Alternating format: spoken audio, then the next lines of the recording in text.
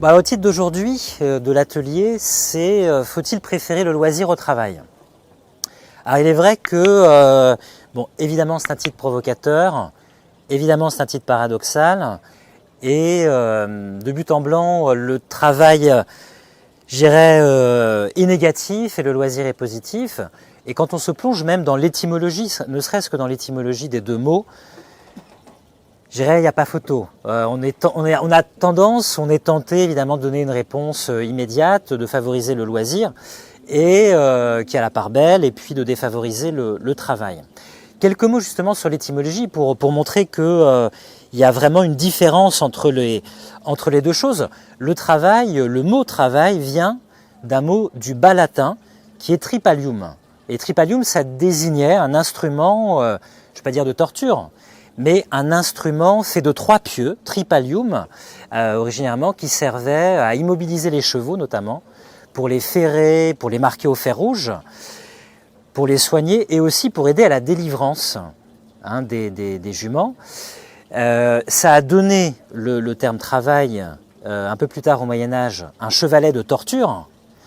Et le mot travail, ou l'adjectif, ou le participe passé adjectivé travailler, ça a servi du coup à désigner les personnes qui étaient suppliciées et aussi de façon dérivée le travail de l'accouchement. On dit encore, quand le travail commence, effectivement de la délivrance, voilà, il y a un travail qui est lancé, qui est lié à l'enfantement.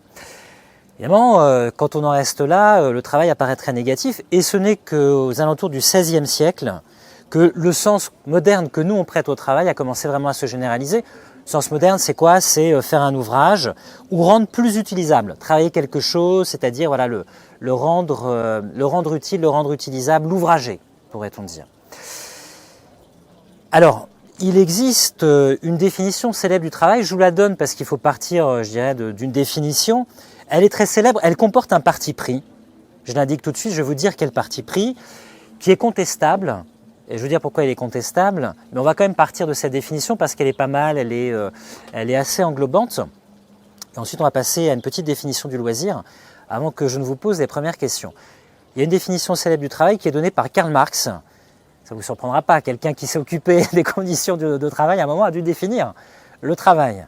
Donc dans le Capital, donc 1867, dans le livre 1, section 3, chapitre 7, c'est un classique, donc voilà, la référence est connue, Karl Marx définit le travail. Et qu'est-ce qu'il nous dit sur le travail? Il nous dit le travail, c'est simple, il y a une vision un peu immanente, si vous voulez. Pour lui, l'être humain, c'est une force de la nature qui agit sur le reste de la nature, qui transforme la nature pour produire quelque chose et qui en travaillant, se transforme lui-même. Donc c'est un effort fait sur la nature par un être de la nature qui transforme le monde autour de lui et se transforme dans cet effort. Et Karl Marx dit la chose suivante, le travail, ça repose, pourrait-on dire, sur une conscience. La conscience d'un but, nous on dirait d'un objectif, d'une fin, qui est visée par le travail, par l'effort du travail. Et donc le travail, c'est une activité consciente. Alors évidemment, on peut dire que votre organisme travaille à la digestion pendant que vous dormez. Mais enfin, ce n'est pas exactement le travail tel que lui le définit, si vous voulez, parce qu'on peut donner une extension quasiment indéfinie à ce terme travail. Mais tel qu'il le définit, le travail, c'est une activité consciente, finalisée, qui a un but, qui a un objectif, qui vise à produire quelque chose, dirait-on. Elle est donc réfléchie, parce que toute personne qui a un but réfléchit au moyen d'atteindre son but. Et donc c'est une activité rationnelle. Et Marx ajoute dans cette définition, c'est là qu'il y a un parti pris, je vais vous expliquer pourquoi, rapidement, c'est que c'est une activité qui est inventive, elle est consciente, réfléchie, rationnelle, finalisée, inventive, et donc évolutive. C'est-à-dire que l'être humain, il invente des outils techniques, il invente des techniques pour réaliser son travail. Là où il y a un parti pris de Marx, c'est que Marx dit « seul l'être humain travaille ». Les animaux ne travaillent pas. Alors vous allez me dire quand même, c'est quand même beaucoup de boulot de chasser, c'est quand même beaucoup de boulot pour, je sais pas, les bêtes de proie, pour les prédateurs, de trouver une proie, etc. C'est beaucoup de travail, c'est beaucoup d'efforts. En fait, c'est pas du travail pour Marx. C'est contestable, mais je vous dis pourquoi. Parce que, prêtez bien attention, tel qu'il a défini le travail, c'est une activité consciente, finalisée, réfléchie, rationnelle, inventive et évolutive. Pour Marx, l'animal, si vous voulez, il a un instinct qui le guide pour chasser, pour se nourrir, pour cueillir. Et cet instinct, il conduit à des actions qui sont répétitives, certes spontanées, mais répétitives et qui sont privées du caractère inventif. Alors, je ne vais pas me lancer dans la différence homme et animal, mais simplement à la fois pour vous donner la définition classique du travail et en même temps pour vous expliquer le parti pris. Évidemment, cette partition au sens strict est fausse. Je vous prends un exemple tiré du monde animal, on s'est rendu compte que elle est vraie, elle est fausse. Elle est fausse si on la prend au sens strict. Je vous prends un exemple que vous connaissez peut-être, c'est les termites, cet animal que vous aimez sans doute. Les termites, notamment les termites champignonistes, on s'est rendu compte que les termites ont développé l'agriculture il y a environ 6 ou 7 millions d'années. Ce qui s'est passé, c'est que les termites n'arrivent pas, si vous voulez, à digérer dans certains produits lignés, notamment du bois, la lignine et la cellulose. Et ce qu'elles font, c'est qu'elles font des meules, c'est-à-dire elles mâchent elles prédigèrent, elles mâchent des végétaux, elles font une meule, elles font venir des bactéries, des champignons. Elles nourrissent ces champignons décomposent la cellulose et la lignine, la rendent digeste et après elles mangent. Donc on pourrait dire d'une certaine façon, ça c'est un débat entre éthologues, que peut-être l'agriculture n'est pas d'invention humaine et que effectivement les termites font travailler une partie du vivant pour elles et qu'après elles utilisent ça pour leur propre consommation. Mais là où Marx a raison, et on va quand même partir sur cette idée du travail parce que c'est ça qui va nous guider, on va parler du travail notamment contemporain dans nos sociétés actuelles, c'est que le travail humain, c'est un travail qui est inscrit dans une culture, dans une civilisation, dans une histoire des arts, des techniques, des sciences et des savoirs. J'ai rien contre les termites, mais si on se plonge dans l'histoire humaine, on n'aborde pas même l'agriculture, autant de l'Égypte ancienne comme maintenant. Il y a une histoire des sciences, des techniques, des arts et des métiers qui constitue le monde du travail humain et qui fait la spécificité du travail humain, qui est plus inventif, plus évolutif que l'activité animale. Ça marche ? Qui ne dit mot consent. Attention, les élections arrivent, qui ne dit mot consent.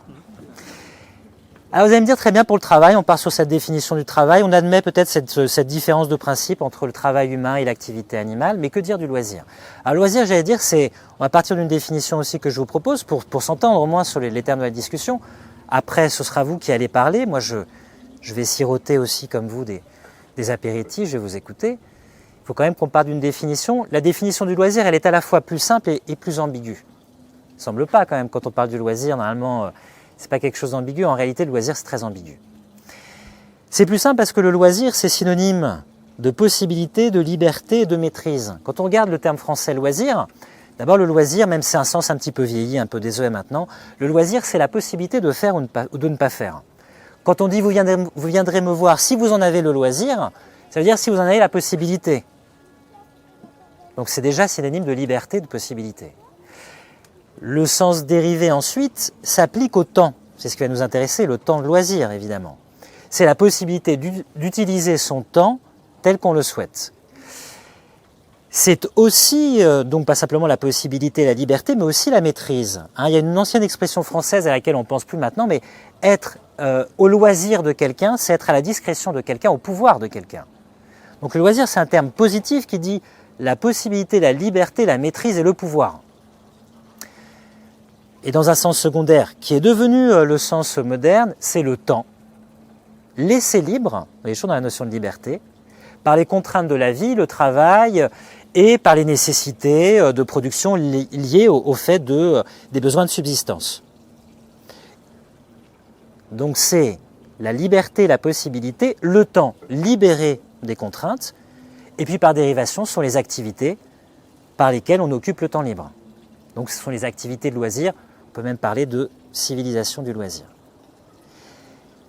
Alors là où il y a ambiguïté, ça va me générer ma première question, vous allez voir, c'est que le loisir, c'est deux choses qui peuvent paraître totalement divergentes en fait. D'un côté, le loisir, ça renvoie à l'inaction totale ou relative. L'inaction totale, c'est le farniente. Je ne sais pas si certains se livrent au farniente, le repos, on ne fait rien quoi, tout simplement. Ça, c'est l'inaction totale. C'est l'inaction relative, c'est-à-dire c'est toutes les choses qui ne sont pas des actions, mais qu'on peut faire pendant son temps de loisir. Ça peut être la contemplation, la méditation, la rêverie, Ça peut être même l'étude. L'étude, parler latin, est considérée comme faisant partie du loisir. Étudier, c'est pas une action. C'est pas une action de production. On ne produit pas un bien, un service ou une marchandise. Donc le loisir, d'un côté, c'est une inaction totale ou relative, mais de l'autre côté, c'est ce qui fait son ambiguïté, c'est une action.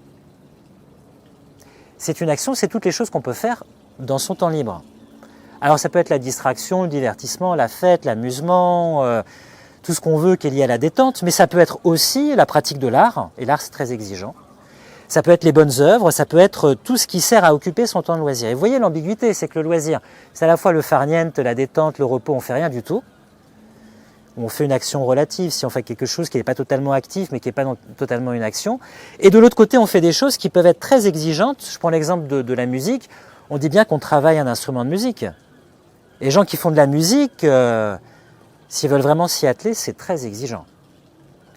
Donc, il peut y avoir paradoxalement une dimension de travail dans le loisir. Vous voyez l'ambiguïté. Alors je finis là les définitions. On a posé une définition du travail, on a vu un peu l'ambiguïté du loisir. Je vais commencer par une citation. J'aime bien les citations. Je vais commencer par une citation peut-être un peu provocatrice. Je vais vous demander ce que vous en pensez.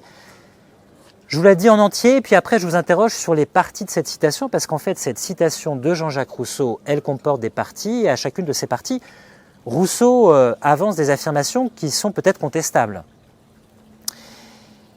Dans un ouvrage posthume qui est apparu en 1780, donc après la mort de Jean-Jacques Rousseau, qui s'appelle « Essai sur l'origine des langues », Jean-Jacques Rousseau affirme la chose suivante, je cite, « Ne rien faire, ne rien faire, est la première et la plus forte passion de l'homme, après celle de se conserver. » Ah oui, quand même, on a quand même un instinct de survie. « Ne rien faire est la première et la plus forte passion de l'homme, après celle de se conserver. » Et il ajoute, « Si l'on y regardait de près, l'on verrait que même parmi nous, alors parmi nous ça veut dire parmi les Européens de l'Ouest du XVIIIe siècle, qui vivent quand même dans une société de production de luxe déjà, si on y regardait de près, l'on verrait que même parmi nous, c'est pour parvenir au repos que chacun travaille, deux points, c'est encore la paresse qui nous rend laborieux. Point, merci, bonne soirée, au revoir. Je commence par la première affirmation. Ne rien faire est la première et la plus forte passion de l'homme après celle de se conserver. Est-ce que vous êtes d'accord pour dire qu'on a un goût naturel pour le fait de ne rien faire? Que notre tendance naturelle, c'est le fait de ne rien faire? Non? Pas du tout. Ah, ça c'est la conséquence. Oui, il y a peut-être des conséquences à ne rien faire, notamment l'ennui. Effectivement, c'est un problème, effectivement. Ouais, méditer toute la journée, mais... Oui, et non, mais tout à l'heure, il parlait justement de la méditation, la contemplation. Oui, quand je disais le loisir comme inaction relative, on fait rien, mais on fait quand même quelque chose, on contemple, on médite, c'est pas une action, mais c'est quand même, on fait quelque chose. Il y a une activité qui n'est pas une action de production. Non mais soyez honnête, parce que là vous me dites pas du tout, certains ne se prononcent pas très courageusement, ne disent rien du tout, reste quoi est-ce que c'est pas le souhait de toutes les personnes qui travaillent d'arrêter de travailler? Enfin je veux dire quand même, est-ce que... Ou alors détrompez-moi, dites-moi, mais donnez-moi un argument, parce que effectivement Françoise... C'est vrai, mais ce que dit Rousseau, c'est qu'il dit que, prêtez bien attention, l'être humain a un goût naturel pour le fait de ne rien faire. Vous êtes d'accord avec ça ou pas? Je le dis autrement, vous me dites si vous êtes d'accord, est-ce qu'on n'est pas tous des paresseux contrariés? Non? C'est intéressant parce qu'il y a plusieurs choses qui ont été dites. D'abord, il y a Isa qui dit finalement si on ne fait rien, il y a un danger. Ça c'est la conséquence. C'est pas le goût, mais je vais y venir parce qu'effectivement l'un des grands problèmes de l'être humain c'est l'ennui, bien sûr. Et il y a Eric qui dit finalement, oui, encore faut-il avoir déjà produit sa subsistance. C'est pour ça que Rousseau dit la première et la plus forte passion de l'homme après celle de se conserver. C'est-à-dire, la conservation étant acquise, il a un goût naturel pour le fait de ne rien faire. Alors c'est pour ça que je vous ai dit, est-ce qu'on n'est pas tous des paresseux contrariés? Parce que l'idée de Rousseau, c'est que, est-ce qu'on travaille pour travailler?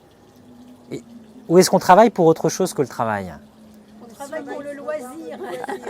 On travaille pour le loisir, on travaille pour se dégager du temps, pour se libérer. On travaille pour se libérer du travail. Vous diriez ça? Tu nous dis, quand notre travail est une passion, on ne le vit pas comme un travail. Ce qui fait que, d'une certaine façon, ça n'est ni un loisir, ni vraiment ce qu'on appelle le travail. Au sens où on est parti sur ce travail qui est, comment dirais-je, quelque chose où on pourrait essayer, dont on pourrait penser qu'on cherche à y échapper pour autre chose. Le travail passion, c'est une notion un peu hybride, qui n'est ni du loisir, ni du pur travail. Et ce que dit Christine, c'est encore autre chose, c'est qu'elle rappelle que des activités humaines, dans l'histoire de l'humanité, ont été faites et n'ont jamais été considérées comme du travail. Si on se plonge dans l'histoire de l'humanité, la chasse, la cueillette, la pêche, c'était pas considéré comme du travail. C'est pas considéré. Alors, ça ne veut pas dire que ça ne demandait pas d'effort, mais ça n'était pas considéré, comment dirais-je, comme un travail au sens strict du terme. L'apparition de l'idée de travail, elle date de la division du travail. De la division du travail dans les sociétés. Et la division du travail dans les sociétés, la grande division du travail qui arrive au moment du néolithique, c'est la division entre quelque chose que tu as évoqué, le clergé, l'aristocratie guerrière et les personnes qui travaillent la terre. Il y a une division du travail qui se fait. Les uns travaillent la terre, ils ont pour but de produire. Une aristocratie guerrière a pour but de protéger les ressources qui ont été produites, la cité, etc. Et il y a une fonction sacerdotale qui a pour but d'assurer la continuité du lien avec les dieux. Et on considère comme travailleurs, et même c'est le mot qu'on leur a donné à l'époque, les laboratores, les latins les appelaient comme ça, c'est la classe des gens qui travaillent, qui produisent, qui font l'effort de production. Mais le clergé n'était pas considéré comme travaillant. Alors, après, on peut toujours dire que c'est un effort qu'on peut associer au travail, mais la fonction, la prière et la fonction sacerdotale n'étaient pas considérées comme un travail. Parce que ça ne produit pas un bien. Alors nous, on a tendance à tout considérer comme un service. Mais ça n'était pas considéré comme un bien, un service, une marchandise. C'était considéré comme une activité, de même que l'aristocratie guerrière. C'était d'ailleurs, après je te rends la parole, j'allais dire l'orgueil de l'aristocratie que de ne pas travailler. Et pourtant, le métier de la guerre, c'est un métier. Je veux dire, j'ai réécouté un podcast d'histoire sur Marignan. François Ier reste 28 heures à cheval. C'est du boulot. Non, mais lui, il ne travaille pas. Lui, il ne considère pas que c'est un travailleur. Lui, il fait son métier d'homme de la guerre. Il est aristocrate. Les travailleurs, c'est ceux qui produisent les biens de subsistance. Ce qui veut dire qu'enseigner, c'est pas un travail à cette époque-là. Non, ça veut dire que certaines fonctions n'étaient pas... Je prends une autre fonction pour illustrer. L'aristocratie guerrière ne concevait pas son métier comme un travail, le clergé ne concevait pas son métier comme un travail, et les artistes, même si maintenant on considère qu'un artiste, il a le statut de travailleur indépendant, mais je veux dire, Botticelli, c'était pas un travailleur, il n'était pas considéré comme un travailleur. C'était une catégorie à part, il était considéré comme faisant partie d'une catégorie, même si ces tableaux avaient un prix, même s'ils étaient achetés, si vous voulez, ils n'entraient pas dans la catégorie des travailleurs. Donc il y a des activités sacerdotales, la prière, le métier de la guerre, tous les métiers primitifs de la chasse, de la cueillette, etc., avant la division du travail, qui n'était pas considéré comme étant du travail. Ça ne veut pas dire que ça n'en était pas, ça veut dire que, comme je vous l'ai dit, l'orgueil de l'aristocratie, c'était justement de penser qu'elle ne travaillait pas. C'est une idéologie, une façon de voir le monde, si vous voulez. Et en fait, on est vraiment dans une dualité entre travail et loisir. C'est pour ça que je disais à Jean-Paul que finalement, le travail-passion, c'est une notion qui est intéressante parce qu'elle est hybride, ça n'est pas du loisir, et ça n'est pas un travail au sens où le vivent la plupart des gens qui travaillent et qui cherchent à se libérer du temps de travail pour vivre un temps d'activité librement consentie qu'est le loisir. Parce que le travail-passion, c'est un travail librement consenti. Il a ceci de commun avec le loisir qu'il est librement consenti et ceci de commun avec le travail qui produit quelque chose. Ce que je veux dire, c'est mon côté François Hollande, la synthèse. C'est, tu me dis que tu n'es pas d'accord, les gens veulent faire quelque chose de leur vie. Oui. Mais tu me dis en même temps, c'est de ne rien faire, je comprends tout à fait. Mais en même temps, tu me dis qu'ils veulent faire quelque chose, pas contre rémunération, pas du travail. Voilà, parce que effectivement, tel que nous on le connaît, on le vit à l'époque moderne, le travail, c'est d'abord un marché du travail.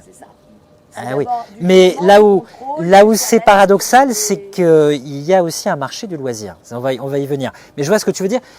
C'est pas vous faire le défenseur de la paresse, mais vous me dites finalement, la paresse, c'est pas un goût naturel, tout le monde veut faire quelque chose attractif. Alors expliquez-moi pourquoi on déprécie tant la paresse. Pourquoi est-ce qu'on loue quelqu'un en disant c'est quelqu'un de travailleur et pourquoi on critique quelqu'un en disant que c'est quelqu'un de paresseux? Oui, mais si on s'est librement consenti, qu'est-ce qui fait qu'on juge quelqu'un négativement en disant que c'est un paresseux, alors qu'on juge quelqu'un positivement en disant que c'est quelqu'un de travailleur? Expliquez-moi un peu le paradoxe, parce que si c'est librement consenti, la personne, elle peut aussi rester dans l'indolence, se laisser vivre, mais en même temps, on lui dit, tu dois faire quelque chose, et tu dois bosser. L'idée, c'est quand même un conditionnement. Il y a quand même un conditionnement.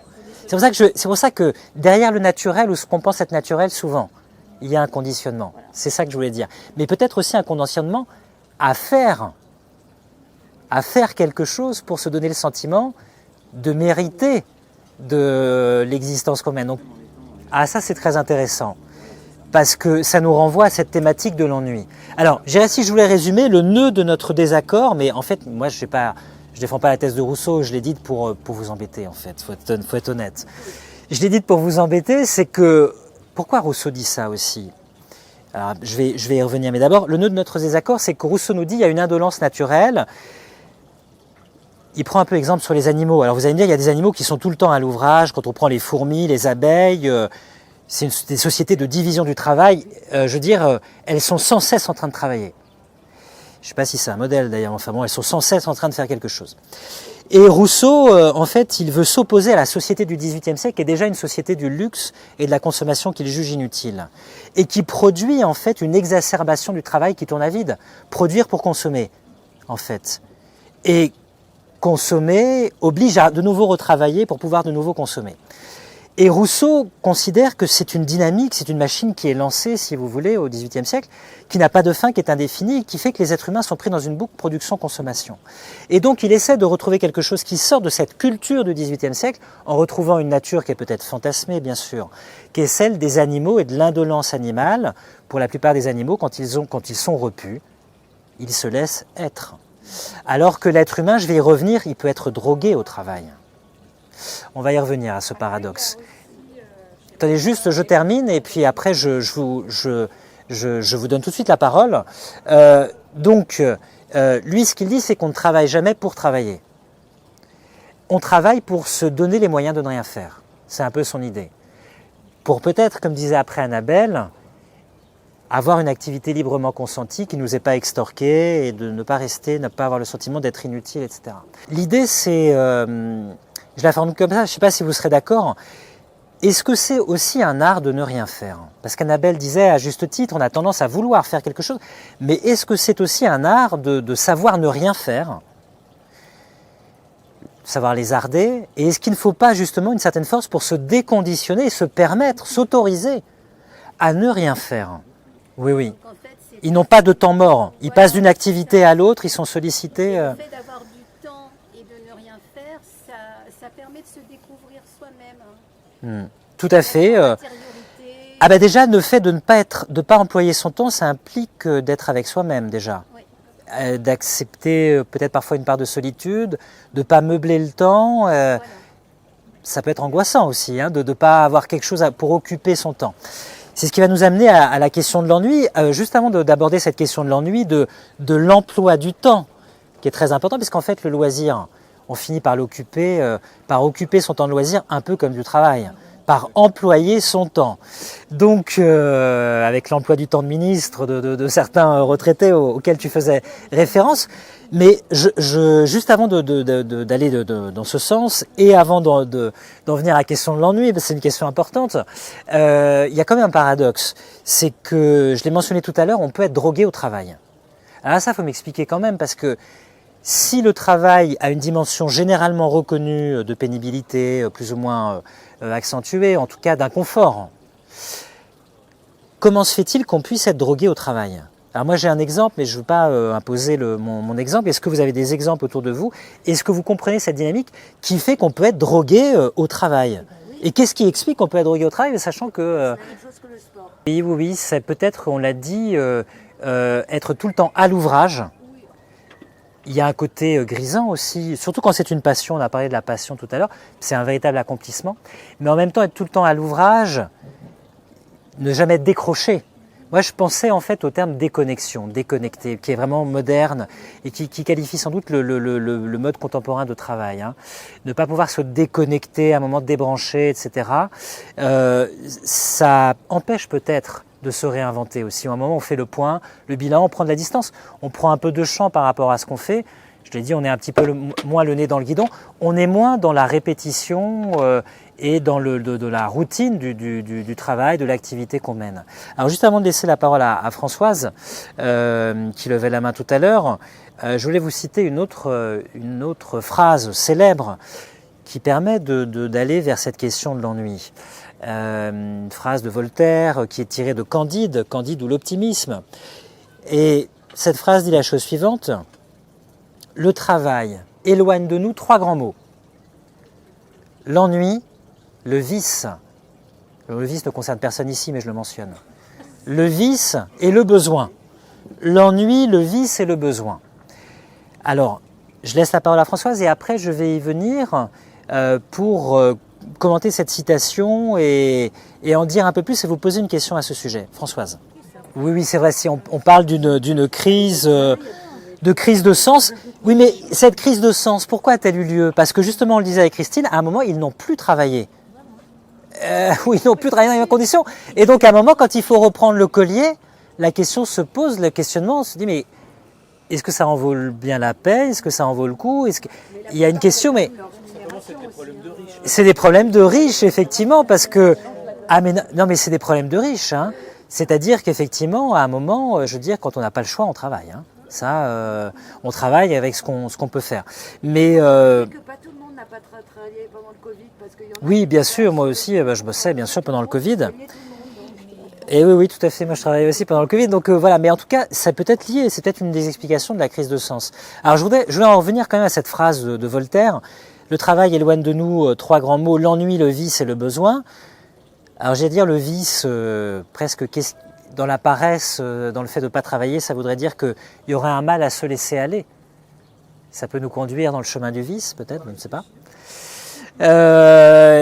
Mais surtout, le besoin, on le comprend aisément, c'est-à-dire le travail est productif, il produit quelque chose qui comble les besoins, qui nous permet de subsister. Mais il y a cette question de l'ennui qu'Isa a mentionné tout à l'heure, et là ça me permet de faire une objection à Annabelle, et on va voir Annabelle si tu es d'accord ou pas, mais vraiment pour le plaisir de la discussion aussi, c'est-à-dire que, je vous ai dit, c'est difficile de trouver en nous le goût qui est le plus naturel, parce qu'on a été beaucoup conditionnés, on le disait avec Christine, il y a un ensemble de représentations collectives, depuis notre plus jeune âge, on nous fait faire des choses, on nous gratifie, on nous dit que c'est bien, et on nous met une discipline, et c'est normal, sociale, de capacité à produire des efforts et des résultats en faisant des choses.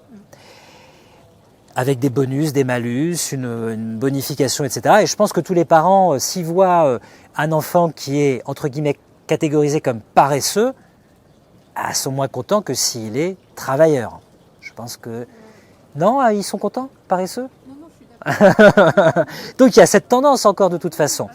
Mais là où c'est difficile, hyperactif, alors ça c'est autre chose, oui ça c'est vrai, là ça peut poser un vrai problème. Mais j'allais dire, là où c'est difficile de trouver le naturel, est-ce que dans ce que disait Annabelle finalement, on a toujours tendance à vouloir faire quelque chose? J'allais dire, mais est-ce que ça c'est pas par défaut? C'est parce que justement on ne sait pas ne rien faire, ou on a peur de s'ennuyer consciemment ou inconsciemment, qu'on occupe son temps, on fait un truc parce qu'on ne peut pas ne rien faire, parce que si on ne fait rien, on s'ennuie. En fait, finalement, c'est pas qu'on veut faire quelque chose, mais on veut simplement occuper son temps parce qu'on a peur de s'ennuyer. Et plutôt que de nous dire « ouais, j'ai peur de m'ennuyer, c'est pour ça que j'occupe mon temps », on se dit « non, je suis quelqu'un d'actif, je fais des choses ». Est-ce que vous seriez d'accord avec ça? Ou est-ce que vous trouvez que c'est quand même que c'est une mise en question qui vous semble trop radicale? En tout cas, ça énerve. Parce que... Ça vous énerve? C'est bien. C'est moi, je suis un peu là pour être le poil à gratter, parce que si je vous dis tout est très bien, tout ce que... il y a un texte auquel je pense, je le mentionne, non pas pour faire un plaidoyer personnel, parce que c'est pas pareil que pour Rousseau, c'est pas une idée personnelle que je veux pousser, mais je mentionne quand même ce texte parce qu'il est très célèbre et il avance une thèse qui est très célèbre sur l'ennui. C'est le texte de Pascal sur le divertissement, Blaise Pascal, dans ses pensées, donc auteur du XVIIe siècle, qui dit la chose suivante, je le cite. Alors c'est une phrase qui peut paraître comme ça, très, très lapidaire, un peu désenchantée, elle l'est. Ainsi, l'homme est si malheureux. Alors si malheureux, ça ne veut pas dire qu'il est triste, ça veut dire que sa condition est d'une certaine façon malheureuse. L'homme est si malheureux qu'il s'ennuierait, même sans aucune cause d'ennui.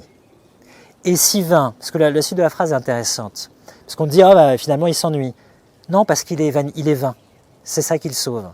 Et si vain que la moindre chose, comme un billard ou une boule qu'il pousse, suffit pour le divertir. Pascal nous dit, le plus important pour lui, je sais pas, il s'ennuie, etc. Tiens, il veut jouer au billard, boum, il pousse une boule, il est content, il a l'esprit occupé, il tape une balle au tennis, finalement c'est bien. Et Pascal nous dit, il y a... Non mais je dis pas que c'est une idée personnelle, c'est pas pour vous forcer à penser ça, c'est pour vous dire qu'il y a, parmi les grandes thèses sur l'être humain, l'idée que quand même profondément il est hanté par l'ennui. Alors, quel que soit le degré qu'on donne à ce sentiment qui est lié à l'existence, qui est l'ennui. Mais il y a l'idée que parfois les êtres humains, pour Pascal c'est même quelque chose d'assez universel, cherchent à occuper leur temps pour ne pas penser à eux-mêmes. La réflexion de Pascal, elle est même très profonde parce que selon Pascal, il y a, vous irez voir ce texte si vous voulez, il dit « J'ai trouvé la cause du malheur des hommes ». On se dit, tiens, on regarde le texte aussi quand même, qu'est-ce que c'est que cette histoire? Donc, Pascal nous dit, parce qu'ils n'arrivent pas à avoir la quiétude. Ils sont dans l'inquiétude du désir. Pourquoi ils sont dans l'inquiétude du désir? Même la formule de Pascal, ils n'arrivent pas à rester dans une chambre, tranquille. Ils sont, parce que Pascal dit, après avoir trouvé la cause, j'ai trouvé la raison d'être de leur malheur. On se dit, ah bon? Qu'on regarde. Et il dit, il faut qu'ils ne pensent pas à eux-mêmes. Parce que leur condition est celle de mortels, et ils sont vulnérables, et en plus ils sont pleins d'imperfections. Et donc pour se divertir d'eux-mêmes, il leur faut s'occuper à un objet qu'ils vont poursuivre, comme le jeu, il mentionne le jeu et la chasse, qui sont deux choses qui leur permettent d'occuper leur esprit. Alors il y a la séduction, l'ambition, le pouvoir, enfin, il y a toutes les choses qui peuvent vous prendre, et qui peuvent vous occuper l'esprit, parce que si rien ne vous occupe, livré à vous-même, vous savez, la formule de Pascal qui a donné un roman de Jean Giono, c'est « Un roi sans divertissement est un homme plein de misère ». Il a tout pouvoir, mais si rien ne le divertit de lui-même, il est dans une condition misérable. Oui, Françoise. Est-ce que l'intérêt des gouvernements, ça n'est pas de nous donner... du pain et des jeux? Mince, il y a les Jeux Olympiques. Du pain et des jeux. Alors ça, c'est effectivement... On ne réfléchit pas. Qu'est-ce qui permet... Alors ça, c'est le poète Juvénal dans ses satires, c'est la satire numéro 10. Juvénal dit, mais il regrette le goût de la liberté des anciens Romains.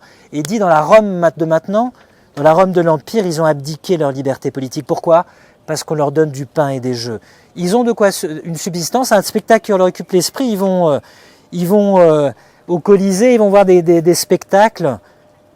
Ils consentent à leur impuissance politique. Ils ont de quoi les occuper. Donc il y a aussi cette idée-là. Alors, je le mentionne comme ça à titre de grande pensée sur l'existence humaine. C'est pas pour vous dire que on ne fait que fuir l'ennui. Mais il y a une idée qui m'a frappé tout à l'heure, c'est que, je ne sais plus qui l'a dit, c'est que le travail, c'est d'abord, dans l'époque contemporaine, un marché du travail. Qu'est-ce qu'on vend sur un marché du travail? Qu'est-ce qu'on vient vendre sur un marché du travail? Des hommes, des humains, des compétences, des savoirs. Des bras, une force de travail. On vient vendre une force de productivité qui est liée à des compétences, un savoir accumulé, parfois un savoir-être. Dans la vente, c'est aussi un ensemble de codes qui sont aussi un savoir-être, un savoir-faire, qui ne sont pas que de la compétence d'expertise. Et on vient vendre une force de productivité, une force de vente, etc. Alors ça, c'est la rétribution, le salaire qui vient... Ah, il faut aussi, il faut bien se vendre pour toucher, il faut négocier son salaire. Il faut négocier son salaire, oui aussi, bien sûr.